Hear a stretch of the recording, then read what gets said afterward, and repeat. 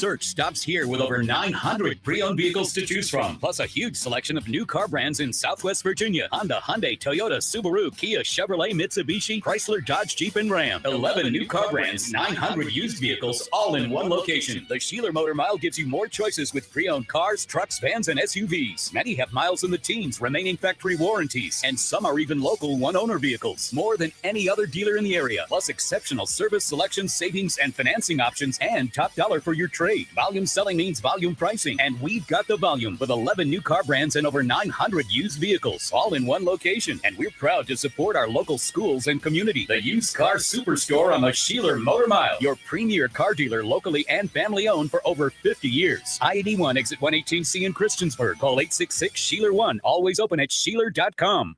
I lost my 19-year-old son Johnny to suicide after he became psychotic from using marijuana, vapes, and dabs.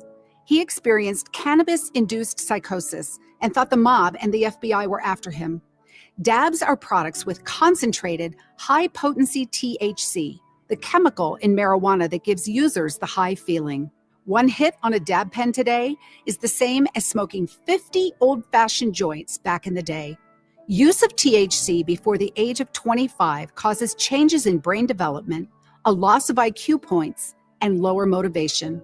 Studies show THC increases the risk of anxiety, depression, and schizophrenia in developing brains. I lost my child, but it's not too late for yours. Educate your teen on the harms of marijuana. A public service message from the nonprofit Johnny's Ambassadors. Learn the risks and get the facts at johnnysambassadors.org. Looking for that one place to find out information you want that used to be in the morning paper? How about trying the lynchburgportal.com? On-demand news from Bill Trefiro. On-demand weather daily from VTRN in-house staff meteorologist Matt Ferguson. Classic hits from the 70s, 80s, and 90s on the Rewind 1039 stream. The best talk shows and CBS News every 30 minutes on the WIQO and WGNN streams. The best play-by-play and the Fast Lane with Ed Lane on the VTRN Sports WVGM stream. A business directory from the Lynchburg Business Alliance. Up-to-date events from the Lynchburg Tourism Site. Great discounts from InsaneRadioDeals.com and many more ideas on how to promote your business. And it can all be found on the LynchburgPortal.com. That's the LynchburgPortal.com.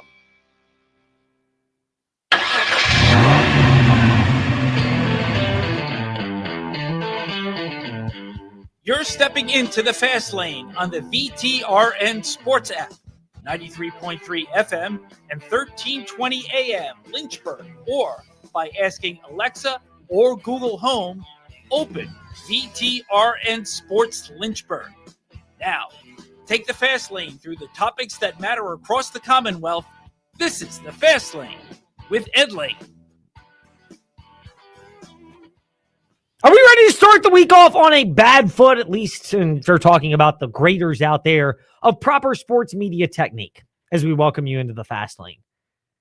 The VTRN Sports app, or Ask That Smart Speaker, open VTRN Sports. Remember it, because apparently we are having issues at our tower site and the internet is dropping in and out. So 93.3 FM in Lynchburg is a little bit more unreliable today than the normal crisp reliability you've come to expect. So unlike those digital billboards where they don't give you a warning and your ad is like a quarter blasted over the entire screen and you don't really know who's being advertised, but you might be getting charged for it, not at the Virginia Talk Radio Network. We are giving you the alternative ways to consume our products. And oh, by the way, we do offer bonus messages for all of our great partners. So you are guaranteed a certain amount. And when there's an opportunity, and there often is, you get extra.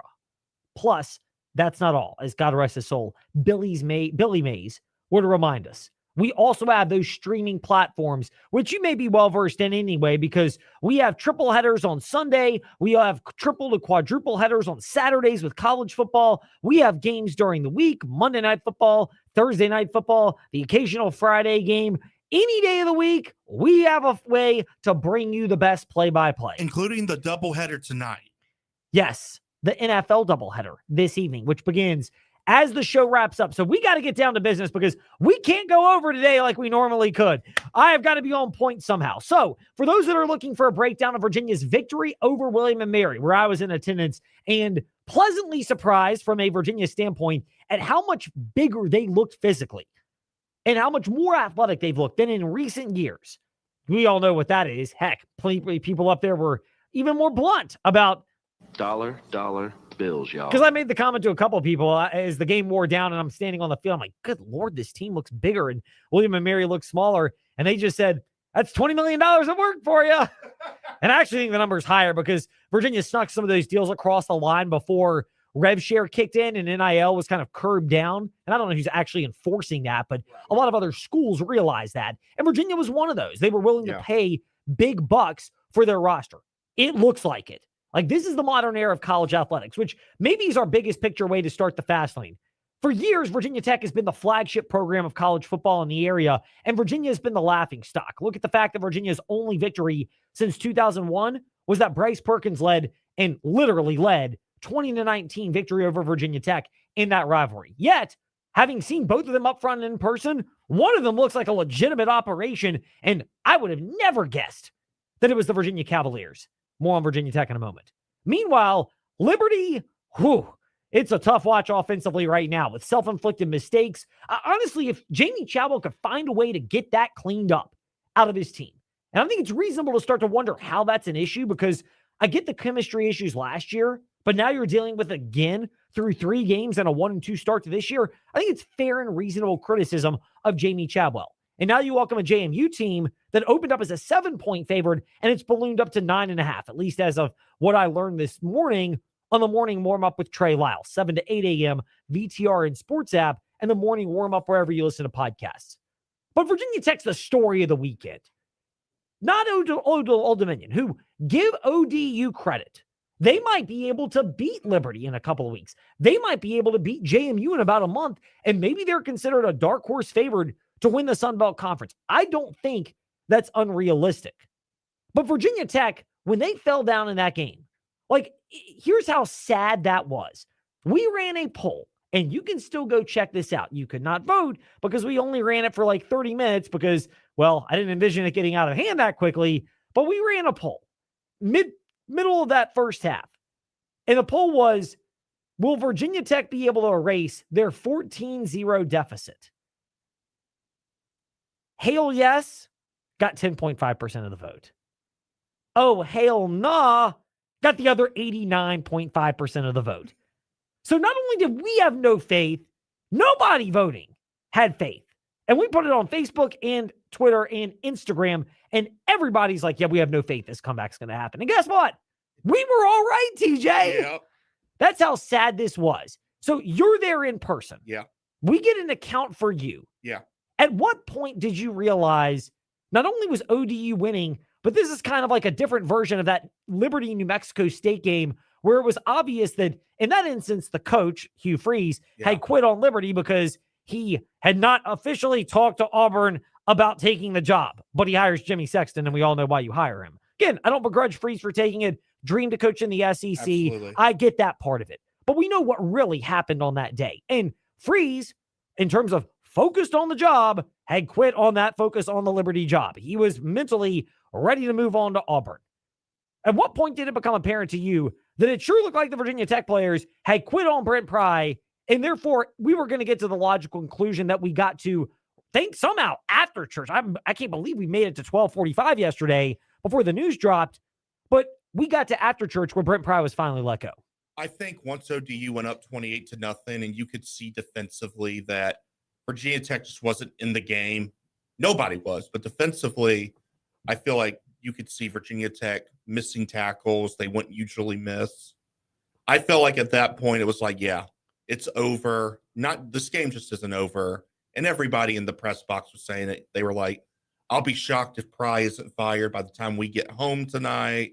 I'll be shocked if Whit Babcock isn't at least dangling on a string around noon tomorrow. It became quickly apparent that it was just like that fateful day with Liberty and New Mexico State. Yeah, I mean, coaching change is inevitable. Liberty's was voluntary. The coach had basically quit Liberty to go to Auburn. And meanwhile, this was not voluntary. Brent Pry did not want to quit. He was in the quote transition of leadership, end quote. Don't you love the phrasing of that, by the way, TJ? Yeah. He was quote relieved of his duties. How he can finally exhale with $6 million extra in his pocket. Yeah. I mean, to me, it was 97-yard drive, 93-yard drive. Yep. ODU's up 14-0. We put that question out there because I'm sitting there going, this is going to get worse before it gets better, but people are going to be up in arms on social media. Let's capitalize on it at Fastlane, Ed Lane, Facebook, Twitter, Instagram. I guess I got to get my usher on for a moment. That I was potentially feeding into some social media toxicity, although I think it was going to be there whether we fed into it or not. And it's not like we're talking about, insensitive comments after like Charlie Kirk, for example. There are plenty of people that have had insensitive comments out there. Get a life, get perspective if that's your time on anybody in that world. We're talking about sports where it is all inevitably lighthearted, and the one person that's being made fun of is going to get paid $6 million to walk away in Brent Pry. Yeah. So we've got perspective on that. But it became apparent to me after the third touchdown when it was 28-21-0 because it was 97, 93, and then an 88-yard touchdown drive. And at that point, my wife's like, this game's over. And I'm like, yeah, but we've got to watch it to just see how bad this gets because it's going to end at some point. And she's a Virginia fan, so it was easy to convince her of this. Yeah. But she's on board to watch it just because of the train wreck effect of everything that was unfolding Saturday. But if anything, it might be the blessing in disguise for Virginia Tech because I think we all knew after the Vanderbilt game, when you've proven you could not beat a Power 5 conference opponent, now Power 4, in your 3+ years at Virginia Tech, because it wasn't going to happen for the remainder of the year for a non-conference game. Tech had some opportunities to beat Power 5 opponents in the ACC, and even some ranked opponents are still on the schedule. God help them. But Florida State, Georgia Tech, and Miami are all still on the schedule for Virginia Tech. Feel pretty good about them getting under 6.5 regular season wins just with that on itself.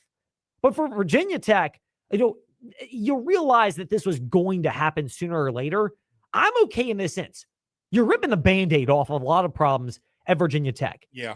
Now, the timing of it should have started last offseason. If you knew Brent Pry might have to be fired as a coach, and you had no faith in Whit Babcock to make the right hire, you, if you're Virginia Tech, have got to jump ahead of this sooner rather than later.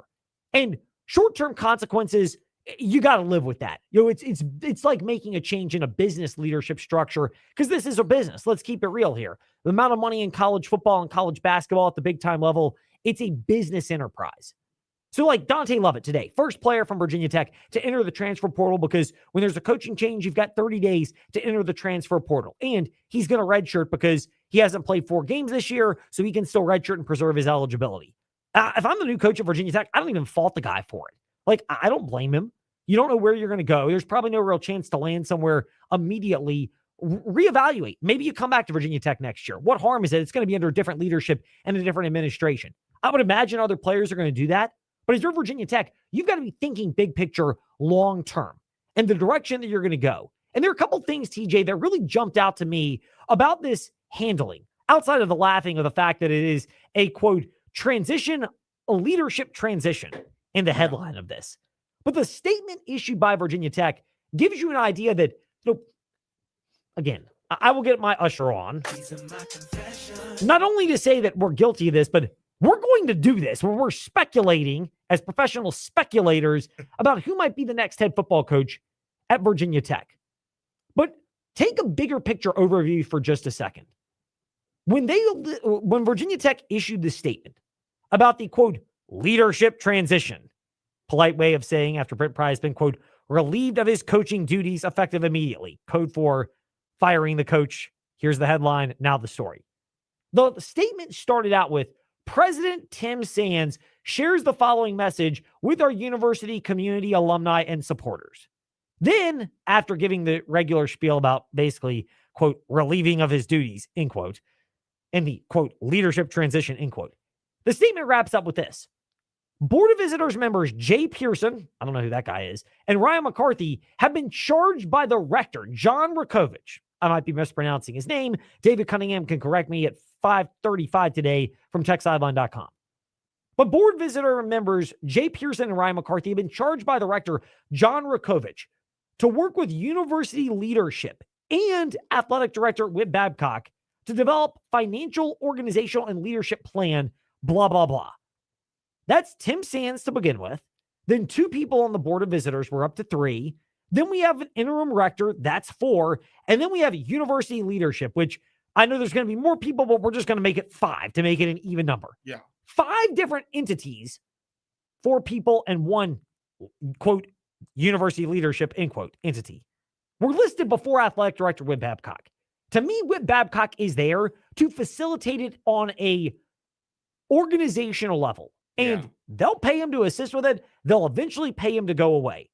But inevitably, he's not making this decision, which means not only is he not making this decision, but you've got multiple people involved. And when you have this many people involved, I don't know how you trust the amount of leaks or direction or really have clarity on who's actually pulling the strings and making this decision at Virginia Tech. This is not like when Whit Babcock hired Fuente or Pry, where he was the guy that made those decisions. That ain't the case here. And nor should it be.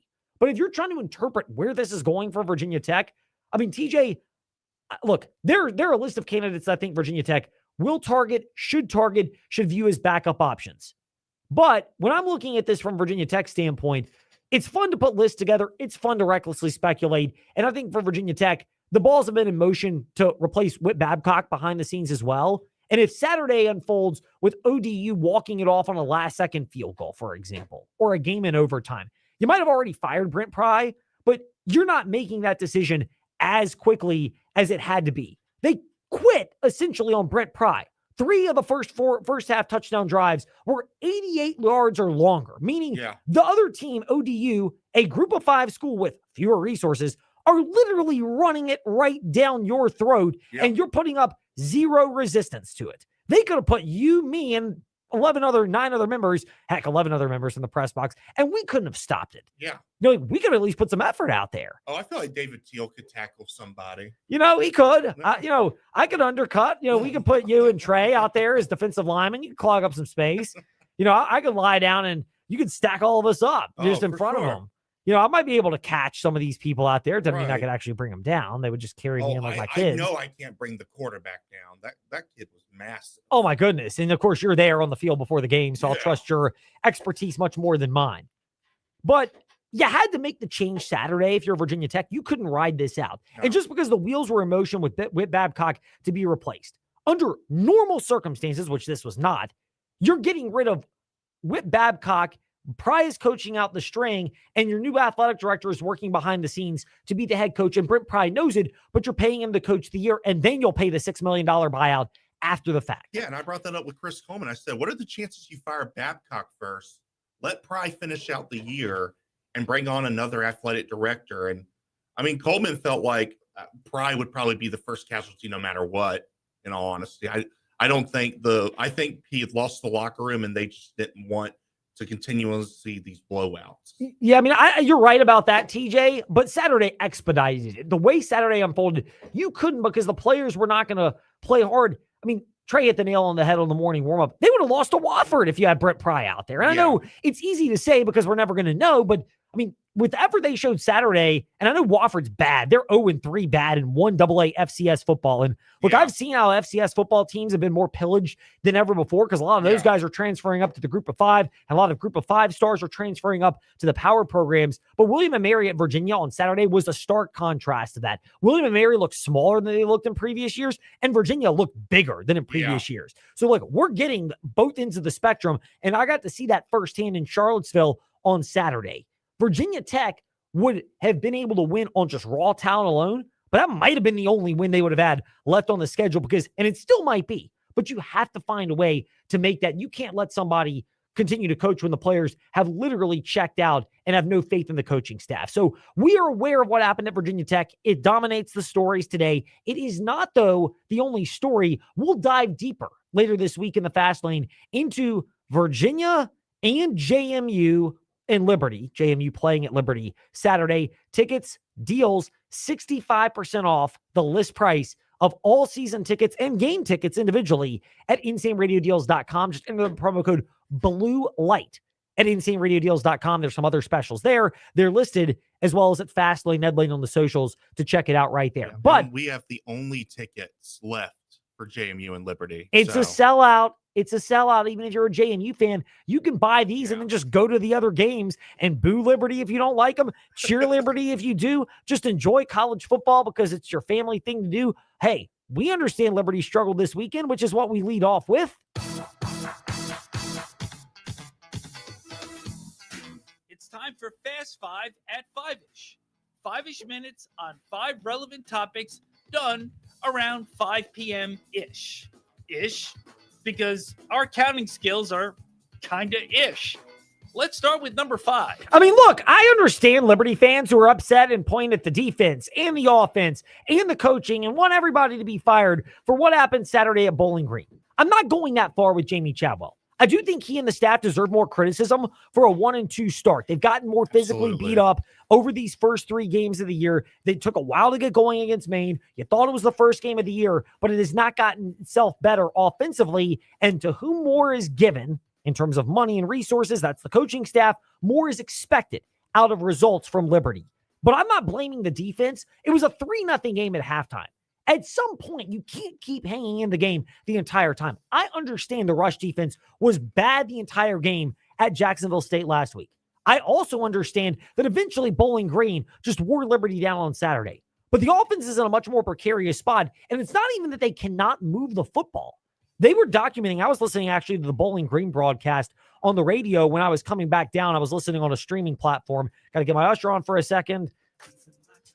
I was not listening to the VTR and Sports app. Georgia and Tennessee, as thrilling as that game was, because I'm trying to figure out what's going on with Liberty. And normally I can listen to the app for that game and then watch the Liberty game on TV. But, I want to drive safely and make sure nobody has to call trostball.com because of an injury due to my negligence on the road. So, we got to be judicious here.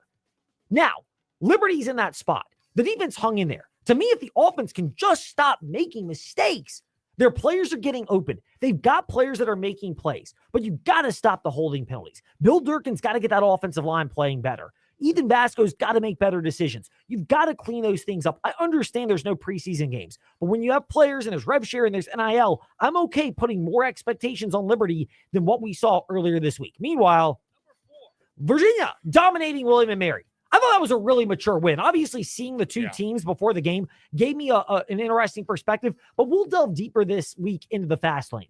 In prior years, that's the type of game Virginia would have been leading by 13 at halftime, and they would have won by 24, and it would have never really been in doubt, but it never would have necessarily been the type where you're like, wow, that's emphatic. Virginia emphatically destroyed William & Mary, over 700 yards of total offense. I think it ended right at 700 because of kneel downs late in the game. That was the impressive part about the way the Virginia Cavaliers performed this weekend. Meanwhile, NASCAR at Bristol. That was on the screen on the computer, while the Virginia Tech game was on the screen on the big TV so that I could watch the Bristol race. I understand people were upset at how that race transpired. It was a gimmicky race. It was tire wear. I mean, there's some people in NASCAR that would have their cake and eat it too. Would I like to see a new car in NASCAR that actually is more aerodynamically efficient and you can pass more easily? 100%. It would make for better short track racing. But at least you had different strategies, and that manufactured passing.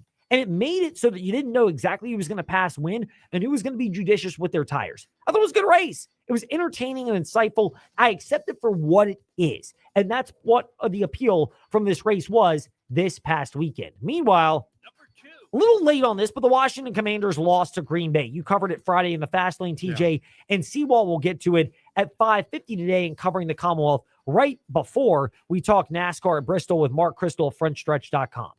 But Washington, the biggest news out of this is that Jaden Daniels now is dealing with a knee injury. It's a tweaked knee. It doesn't appear to be anything that's very severe, but it's just worth monitoring for a Washington Commanders team that is in a very precarious spot with Jaden Daniels needing to carry more of the load offensively because their defense really has struggled early on. They're dealing with a lot of age, and as the roster gets older and they go through the course of the season, if you don't load management this correctly, it could be a real issue for the Commanders going forward. Meanwhile, number 1, also related to Liberty Flames, Joe Burrow was injured over the weekend. He's expected to miss the majority of the regular season as he's expected to be out 3 weeks with a turf toe. Reports are out there. I don't know if it'll come to fruition. I doubt it will because I think Green Bay is content with their backup quarterback situation behind Jordan Love. but it's just worth monitoring because reports have mentioned that the Bengals have inquired about Malik Willis potentially being traded from Green Bay to Cincinnati. And the desperation level is high enough.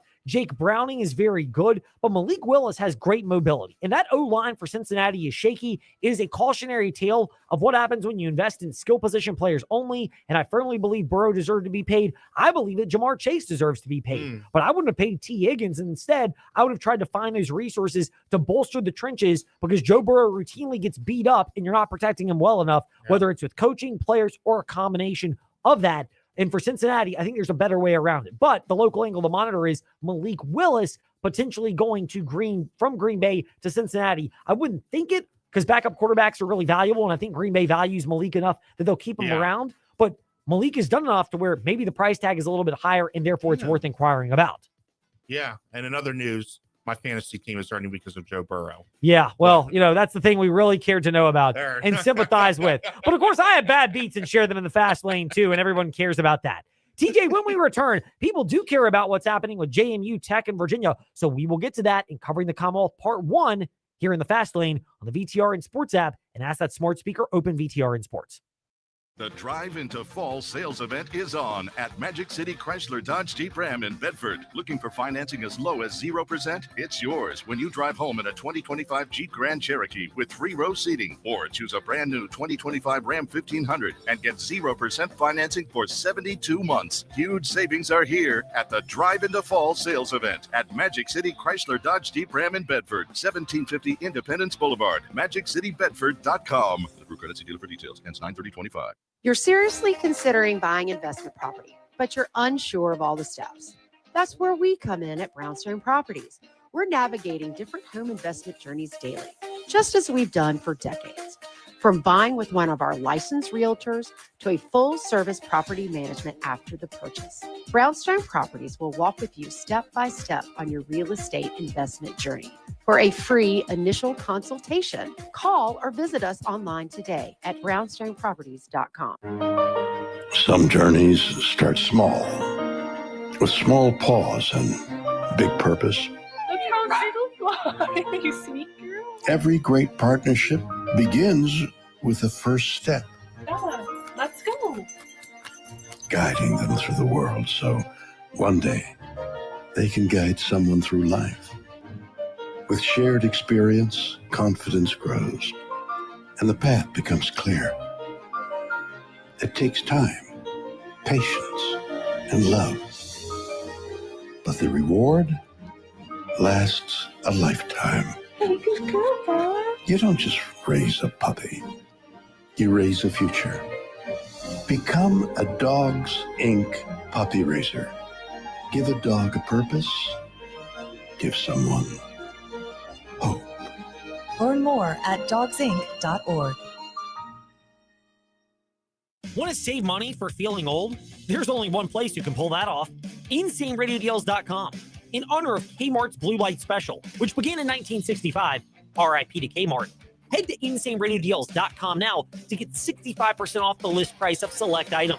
That includes Star City Half Marathon and 10K entries, plus other great items. Just enter the promo code BLUELIGHT at checkout now through Thursday to get 65% off the list price of select items at InsaneRadioDeals.com.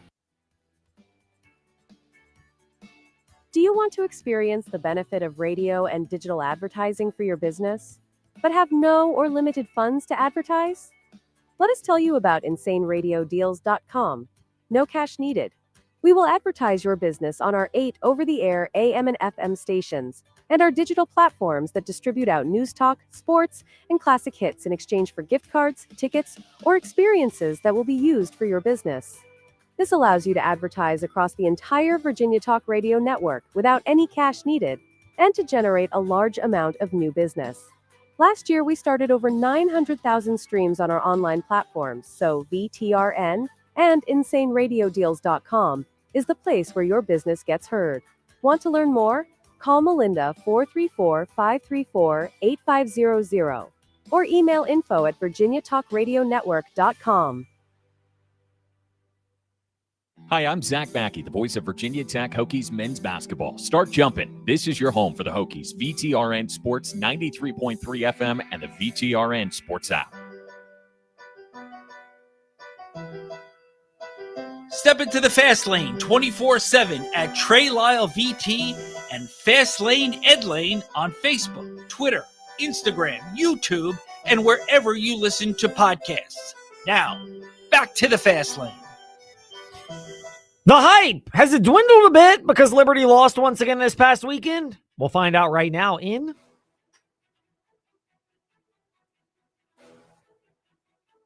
It's time for your teams and topics. Covering the Commonwealth, a look at teams and topics from around the Commonwealth. Let's start with the JMU Dukes. Shane Metlin, DNRonline.com, and at Shane_DNR Sports. Shane, great to be speaking with you. JMU at Liberty. By the way, our listeners can get tickets 65% off the list price of those tickets at InsaneRadioDeals.com for all Liberty games, including JMU at Liberty this weekend. Has the luster for that matchup, though, worn off at all because Liberty now is 1-2 entering that contest? I think maybe possibly to a degree. For this particular one, I think people are pretty excited in general about the fact that Jamie and Liberty are playing again, that they extended the series out for several years, going to play a lot, kind of building that rivalry. Yeah, I think, everybody was like, oh, these are two favorites in their conference early on, and now they're both coming in after losses. But I think once they get into the stadium, it's going to be pretty exciting, but maybe the build-up this week will be a little bit less. Yeah, that's possible because of what happened. But when you look at the game on Saturday and it kicks off at 3:30 p.m. Eastern over at Liberty University, not quite at LA, aka Bel Air. I just need an excuse to play that soundbite chain. But when the game kicks off, is JMU worried that Liberty might be even more desperate to try to get things together, considering that they actually look like they moved the ball and the schematics are working, but Coach Chadwell's staff have not been able to get the players focused in on not making mistakes because Liberty, they have clearly been plagued by those through 3 games. Yeah, I think so. And I think, if you're Bob Chesney and the JMU coaching staff, you're telling your guys, hey, this is still a team that could win their conference. This is still a team that's better than their 1-2 record, and we can't take them lightly just because they lost a couple games. And they'll probably be playing up that rivalry aspect of it. And I think y'all got to remember too, like most of the guys probably on both of these teams were recruited by both schools, so that certainly helps get everybody excited, and the other side pretty well. And I think they'll both be ready, but there probably is a little bit of that, like, hey, don't be fooled by the losses there. Yeah, that's one of the things that's got to be taken into account. The other is the way the JMU Dukes played and the fact that they've got extra prep coming off of that game against Louisville. Do you expect tricks up the sleeve from JMU? Maybe. I don't know if they'll get as tricky as they tried to at Louisville, but, it'll be the big question is, I think they're probably still going to go with 2 quarterbacks, but how they use them and what they do with that. I think we may see a little bit more of the running back stable against Liberty than we did at Louisville. So I don't know if we'll see a lot of real trick plays, at least to start out the game, but I think they're going to try to get creative. We can say that.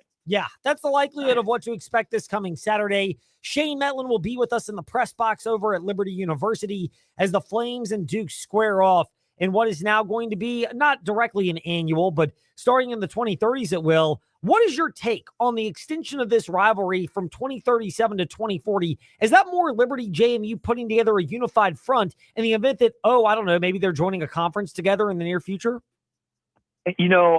I wouldn't rule out any of that kind of stuff, when it comes to, just having allies when the 2030 comes around and who knows what's going to happen with the TV deals and the conference realignment and everything else. Yeah, if you have some allies in your region, that always helps. And, beyond that, though, I did think it's just, it's hard to schedule games. It's hard if you're a good mid-major in basketball or a good group of 5 team in football. It's hard to get teams that are, quote unquote, a level above you to play you. So you've almost got to get the teams that are your peers on the schedule, whether it, be, a basketball solid mid-major like JMU playing George Mason, or whether it be in football, Liberty is kind of, that other group of 5 team in this region that's had a similar level of success.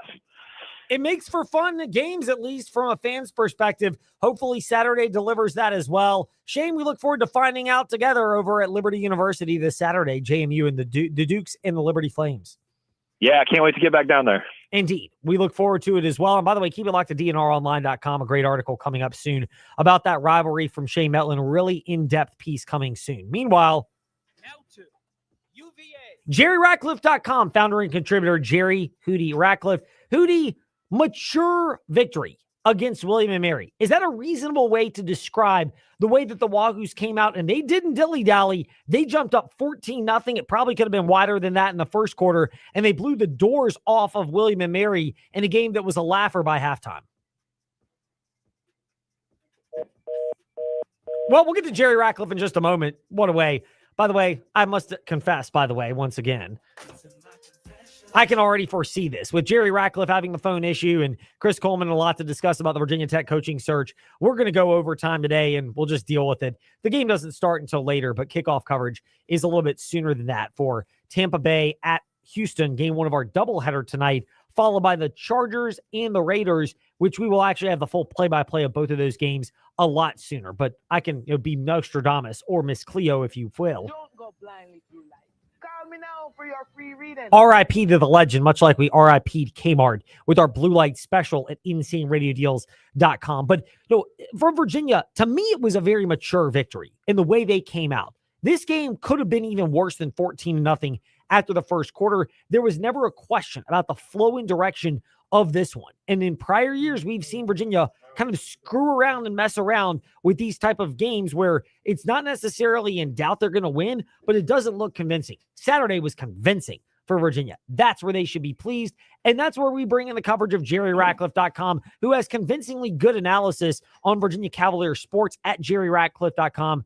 Hootie, great to be speaking with you. Mature and convincing. Are those reasonable adjectives to describe how Virginia dispatched William & Mary on Saturday? I think that sums it up perfectly, Ed. They just showed incredible explosive plays and against the defense that they manhandled all day long. And then I think their maturity showed a lot in not letting up that first half. I think they scored a touchdown on all but one possession and was able to rest their starters most of the second half, which probably bodes well for the next week or two, in the fact that these guys will be well rested going into more important games. Hootie, I'll be honest as well. It's the first time I've seen this Virginia team in person. And, correct me if I'm wrong, we're seeing this was a literal example of the direction of college athletics. William & Mary looks smaller than the team that came to Charlottesville a year or two ago. Virginia, they look bigger. They look more athletic than prior teams. And that's part of what showed up on the field Saturday, that stark difference. Oh, there was no question. It was a huge physical mismatch. Virginia, we're seeing, I told people, before the season started, that this was not your typical Virginia football team, that they spent their money well. They did a great job of scouting and finding people that fit their system, and guys who had a ton of experience, and we're seeing the results of that. They have so many. I can't remember a Virginia team that had this many playmakers on one team, and they're spreading the wealth. I mean, their two top running backs only had 13 carries the other day, and they left it up to two guys that hadn't had much playing time, and they both ended up being 100-yard rushers. So it's just they've got guys that can make plays. The defense showed up. It wasn't the same defense that played against a better NC State team, but they looked like that they tackled better and had their run fits straightened out and didn't give up any explosive plays. And that's going to be important this weekend because they're going to face a much better opponent in Stanford. Yes, they are. They're going to get a taste of that against Stanford, a surprise winner against Boston College this past weekend. The insight is not surprisingly good. It's expectedly good at JerryRatcliffe.com. Hootie, thank you for your time today in the Fast Lane. We'll recap Stanford and preview FSU when we connect next week. Okay, Ed, looking forward to it. We'll see you soon. Indeed. Jerry Ratcliffe with us here in the Fast Lane. We'll take a quick break. So when we return, we can have more time with David Cunningham of TechSideline.com as he'll join us next here in the Fast Lane, VTRN Sports app, and ask that smart speaker, open VTRN Sports.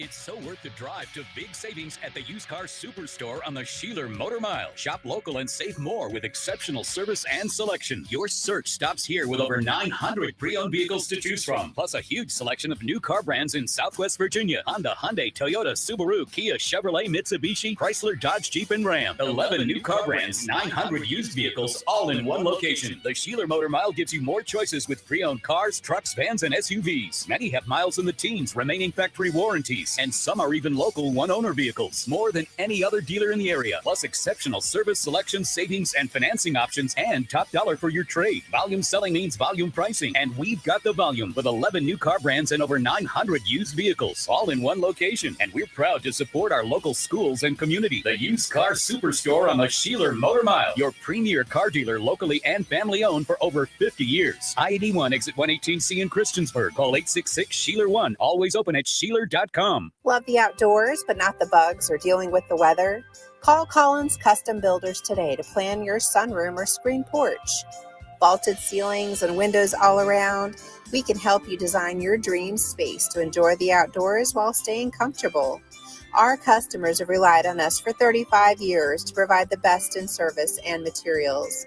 See some of our projects online at collinscustombuilders.com. Plan early and call today for your free estimate.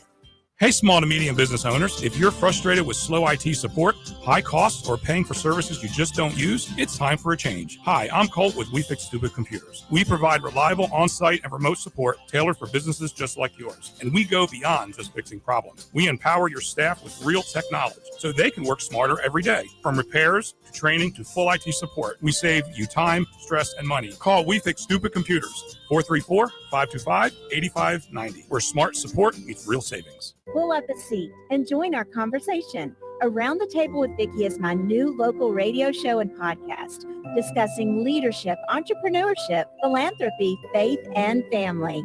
What role would you say that innovation and adapting to change plays in your business strategy? Oh my goodness, so much. I think that's something we've learned through the last 5 years. Well, especially honestly, through COVID. you've done a lot of that. I mean, as the younger generation brings ChatGTP and all these different things that you look at that brings, if you're not open to what technology is bringing, you just sort of die. Well, that is something that you spearheaded not only in our family, but in our company, is that you've been telling us for 10 years, Mom, you've got to be able to adapt and change or your business stays stagnant and doesn't grow.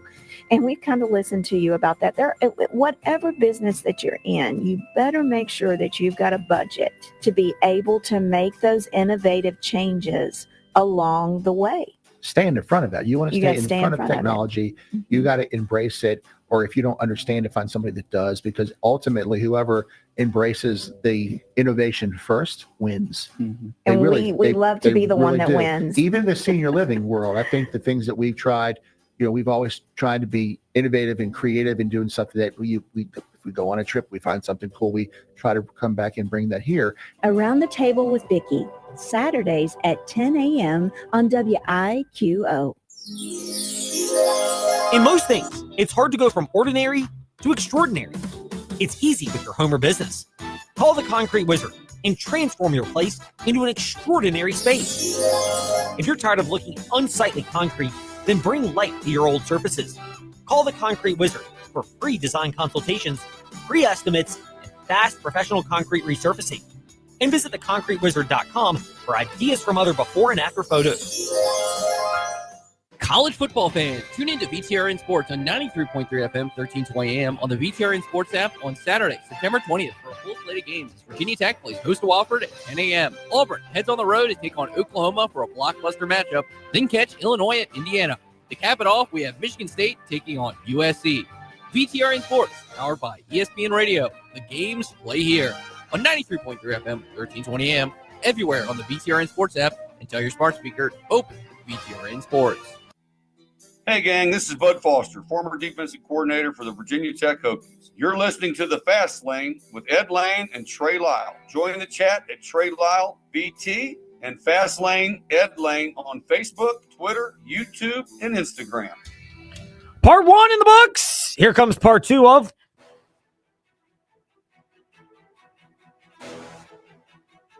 It's time for your teams and topics. Covering the Commonwealth. A look at teams and topics from around the Commonwealth. Let's start with the Virginia Tech Hokies. David Cunningham of TechSideline.com with us in the fast lane. David, Brent Pry, quote, relieved of his duties, end quote, in a, quote, leadership transition at Virginia Tech. That's what the statement mentioned earlier this week, on Sunday in particular, when they released that statement. Am I wrong in this observation?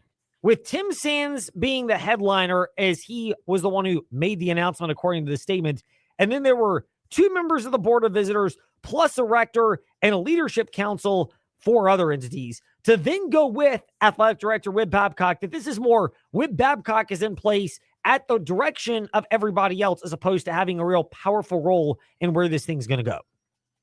Yeah, Ed, I think there was only one way the coaching decision could go after that really poor performance on Saturday with firing Brent Pry, who lost 7 of his last 8 games. And then the statement comes out, like you said, Tim Sands put it out, the president of the university. I think that just kind of tells you everything you need to know about Whit Babcock as the athletic director, where he stands, kind of like a dead man walking a little bit, I believe, just where he doesn't really necessarily have any true power. But I believe, Ed, that there really isn't anybody behind the scenes in the athletic department that is fit enough or has the credentials or would be quality enough to be an interim athletic director. And I think Babcock can help out a little bit with this search. I think he might have his hands on it a tad, but not a lot, enough to maybe say he's involved. But this is going to be led by some other pretty important people, as you mentioned. And I think Babcock is kind of just there until this new athletic director is hired, which, that's obviously not been necessarily publicized, but that is another important step in this process too. And as Tech just put out a handful of minutes ago, Babcock is speaking to the media tomorrow at noon, which is when Brent Pry's normal press conference would be, and then Philip Montgomery, the interim head coach, is following. So we'll know more about Babcock's situation probably, and of course Montgomery and where things go from here tomorrow afternoon. But certainly a busy week in Virginia Tech athletics. David Cunningham, TechSideline.com, with us here in the fast lane. He's at the Real D Cunna on Twitter and Instagram. They're at Tech Sideline on Twitter and Instagram, along with the TSL podcast and that emergency one that dropped Sunday in lieu of Brent Pry being fired as the Hokies head football coach. By the way, we are at Fast Lane Ed Lane, Facebook, Twitter, Instagram, and wherever you listen to podcasts. David, the athletic director decision, what's the timeline on when this change might be made? And I'm presuming that this change is going to be made not with just Whit Babcock being let go, but almost he's let go when they're ready to announce a new hire. Yeah, I would guess that's the way it goes. Babcock speaking tomorrow, I think we'll learn a lot about what he's doing, what he's going to be doing in the next couple of weeks, maybe. That September 30th date, which we've mentioned a bunch, that is when the Board of Visitors is coming to a determination on Babcock's request for that extra $50 million in funds. But Whit could announce tomorrow that he's retiring. I think there's a very good chance he does, that he's stepping down. That is his plan. It might not happen immediately, but it might just be, I'm going to be here until they hire the next AD. You asked for the timeline. My guess is by November 1st, they have an athletic director in place. Those AD searches usually take a little bit of time. I've heard that there's a search firm that's working on it, that Virginia Tech is getting a search firm to kind of spearhead that charge. But of course, the Board of Visitors and Tim Sands, the university president, will also be involved. It's quite a lot going on right now, Ed. There's a coaching search, there's an AD search. All the while, you got a football program that's kind of just treading water, 0-3. Not going to be a very good football season, but there's a lot to talk about because there's a lot of ways the football search can go. And whoever the new AD is going to have a huge hand in picking the next football coach. So I would not expect the football coach hire to really be made probably until late November, around the normal time. It's really this AD search that is the big focus. And I think when we hear from Whit Babcock tomorrow, we'll know a lot more.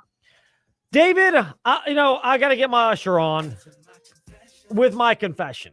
We're as guilty as anybody here in the Fast Lane, and our listeners can go back at Fast Lane Edlane because we keep receipts right there wherever you listen to podcasts, as Coach Prime reminds us. By the way, he's probably not going to be a candidate, but never say never.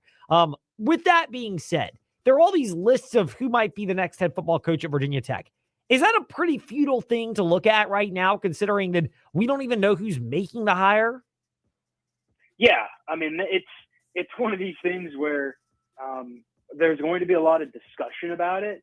We at Tech Sideline are going to talk about it, obviously, as we have to, and we will have our fingers on the pulse. But at the same time, you aren't probably going to get much information out of this coaching search until probably late October is what I would guess, because whoever the new AD is going to have a huge say, a huge role in what this next football coach looks like and what that coaching search looks like. This AD, it's weird timing because you fire your football coach, you still got your AD, but the AD needs to be replaced before you can hire your football coach, if that makes sense, right? So you've got an interim head coach right now, and I think probably had to go considering that the team kind of quit on him.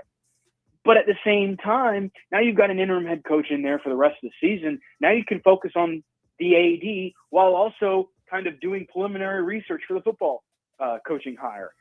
Again, a very complex situation. There's a lot going on, and there's a really good chance we don't have any answers for a month, 2 months, as far as who the next people in charge are going to be. But it sounds like that there's going to be some stuff coming out of Whit's announcement tomorrow, whatever he's going to talk about. I don't know if it's going to be him retiring or what the next steps are, but yeah, Ed, it's going to be a chaotic time over the next couple of weeks, months, whatever it entails. And the Board of Visitors and those people in charge, as my colleague Chris Coleman has detailed, very important people. They know what they're doing, and they are going to be the ones kind of steering the ship here as we head into late September. To go in depth on those details, techsideline.com, as David Cunningham is with us here in the Fast Lane. It might be worth your read, especially as you're a Virginia Tech fan that is feeling like you're stuck in some kind of purgatory until this thing gets resolved as your team whittles away over the course of the remainder of the 2025 season. And players might join Dante Lovett, the cornerback, who is the one player so far who's entered the transfer portal. We'll wrap it up on this, David. Is that just collateral damage that, I mean, you're going to lose guys to the portal, but it had to happen to make the change, and inevitably you are going to lose players, and this thing's probably going to get a little bit more ugly before it gets better? Yeah, it has to. It's funny. If you listen to everything Chris Coleman has said, particularly on the podcast yesterday, he'll tell you he's never been more enthusiastic about the way this is going. But that doesn't mean it's not going to be painful. Virginia Tech, I expect Hokies to beat Wofford, of course, but there are, as David Teal tweeted earlier, there are 8 ACC teams sitting there after Wofford, and those teams, I believe, have a combined record of 20-2 right now. This is not an easy schedule. On the gridiron, the Hokies are going to have some tumultuous times this year. It's going to be tough. It's going to be ugly. It's going to be rough.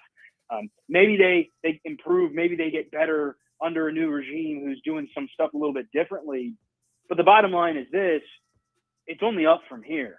I mean, start off to an 0-3 start for the first time since 1987. That was Frank Beamer's first season. What's going to be interesting now is keeping an eye on the football team while all of this other stuff behind the scenes plays out, because there's going to be a new head coach in charge next year who's going to bring a whole nother staff with them. And if you look at all these players, some of these guys aren't going to be here next year, right? Like, that's the situation we're in. And on top of that, there's a new athletic director that's going to come in. And I say that knowing that Whit Babcock has not come out and said anything yet, but that's just the way the situation's trending. That's what we've heard, that there's going to be a new AD. So there's a good chance that there's a ton of shakeup in the athletic department, Ed. You're looking at a situation in Blacksburg where the majority of the people, both on the football team, around the football program, but also a bunch of people in the athletic department might not be here at this time next year. So a lot of chaos, a lot of uncertainty, a lot of questions, and those things are not going to be answered, in the next couple of days. We might get some more information, and we might have a better direction, a better idea of where this is headed. But at the same time, it's going to be a long process. So buckle up. It's going to be a long ride. It is. So buckle up and enjoy the ride in the Fast Lane and TechSideline.com. We're at Fast Lane, Ed Lane, Facebook, Twitter, Instagram, and our socials. VTR and Sports app as well. And they're at TechSideline.com and Tech Sideline on their socials too. David, thank you for joining us in the Fast Lane. It's great to catch up, and we appreciate your broad perspective on this coaching search, which will probably dominate our conversations for the foreseeable future. Absolutely. Ed. Talk to you soon. Now to Just For You Haters, left hand of the Commanders. With Candy Waller, Madam President of Bowie TV Sports, with us here in the Fast Lane. Seawall, was it performance or injuries in Green Bay? Which one was the bigger concern in terms of takeaways for the Washington Commanders as they're now 2 weeks into this 2025 season? Well, I mean, I think both are a huge concern going forward, but I think in terms of Thursday night, it was performance. There were opportunities there that the Commanders just could not, they just couldn't execute on. You mentioned the difficulty and inability for the Commanders to execute those opportunities. Is it more offensive opportunities? Is it defensive and the chances to limit the big plays and what Jordan Love and Green Bay's offense created? Which one was the bigger and more glaring weakness for the Commanders Thursday? I think it was the offense. I mean, both had issues, right? All around, just did not see that complementary football that is, part of the nucleus and identity of who they are during the football season. But the offense just, and they had this issue last year as well, where it just is taking them a while to ramp up. And you saw that a bit in week one, but the defense had such a great showing and they won the game that you didn't so much focus on that. But on Thursday, when you're going up against a team that was already good, and then they went out and got Michael Parsons, and now they're great, it really showed how much the offense struggled. So I'm going to say that more of that performance and lack of execution was happening on the offensive side of the ball. Bowie TV Sports is where you can keep up with Seawall SE on Twitter, and CEO Seawall on Instagram for Candy Waller, our boots on the ground reporter for the Washington Commanders here in the Fast Lane on VTR and Sports, powered by ESPN Radio. We'll wrap it up on this. Is it Jaden Daniels' injury that's the bigger concern, or can you exhale a smidge on that because the Commanders seem to be managing it, that the concerns may be bigger at other places like running back with Austin Eckler and defensive line with Dietrich Wise, who are both out for the year? Absolutely. I mean, there's a lot of focus on Jaden, and rightfully so, but the losses of Dietrich Wise and Austin Eckler hurts. That hurts really, really bad, you all. So we'll see, of course, the running back room is by committee, and I've consistently talked about how strong that room is. So hopefully you don't see too much of a drop off there. But for certain, with Dietrich Wise, with his size and speed and just overall athletic ability and football IQ, that's going to hurt because, the team did so much to improve in that area. So we'll see what happens.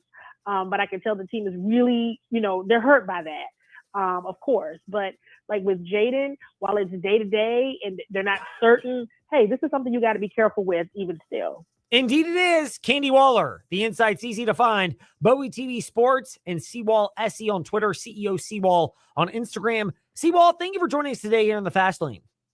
Thank you so much. I'll talk to you guys again soon. It's our pleasure. And yes, we get our usher on for a moment here in the Fast Lane, because we're going to go a smidge over on W227BG Timberlake, WVGM AM Lynchburg, WMNA, Gretna, Danville, Southside as Now to NASCAR. Mark Crystal of FrontStretch.com was at Bristol Motor Speedway this past Saturday night. Mark, there are people that are frustrated because they view this as a gimmick race at Bristol. But is this the best that NASCAR could do without making changes to the car in terms of its aerodynamics and structure?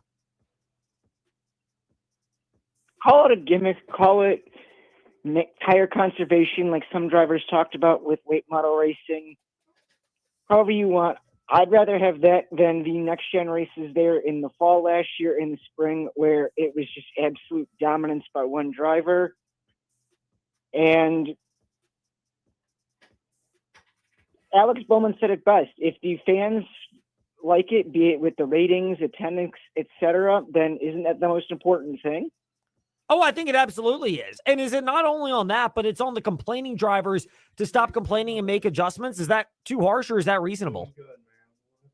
They're supposed to be the best 36 or 40 drivers in the sport. So to a certain extent, in my opinion, that should be on them. I mean, everybody knew pretty early on. I think the consensus was around lap 20 at 25 when drivers started realizing the tires were wearing way faster than expected, that you have X amount of tires sets to play with and got to make it work. Yes, you most certainly do. That's something that has to happen. Meanwhile, do you expect this to transition over to the next couple of races, or are we back to a spot where shorts and shorter intermediates are a challenge and the larger, more consistent intermediates produce better racing? Well, for one, the tire package is dependent on the weather. In practice and qualifying, there really wasn't much tire fall off because it was in the daytime when the sun was out and temperature was probably in the 70s to 80s. At night, it cooled down to low 60s, maybe high 50s by the time the checkered flag flew. So how many other races are there going to be in the at night? For instance, New Hampshire is not going to be at night. So will there be that much tire fall off at that racetrack, regardless of what the compound is? I would argue probably not. I would agree with that. Meanwhile, it brings us to our last question. We saw Joe Gibbs Racing sweep the entire first round of the chase. Is this sustainable, that type of dominance, or does the field catch up to them now or later? Joe Gibbs would argue that they can sustain the level of dominance. However, I mean, these drivers, it's the best 12 drivers remaining in the field. They've all raced at all these different tracks. Obviously, there's no new tracks on the schedule remaining. And we saw on Saturday night, I mean, that Brad Keselowski could have won. There was a number of other really good storylines who could have won. And not all of them drove for Toyota or Joe Gibbs Racing. So can JGR keep it up? Absolutely. But at the same token, are they the overwhelm? What are the odds of them sweeping the remainder of the playoffs? I would argue probably 0.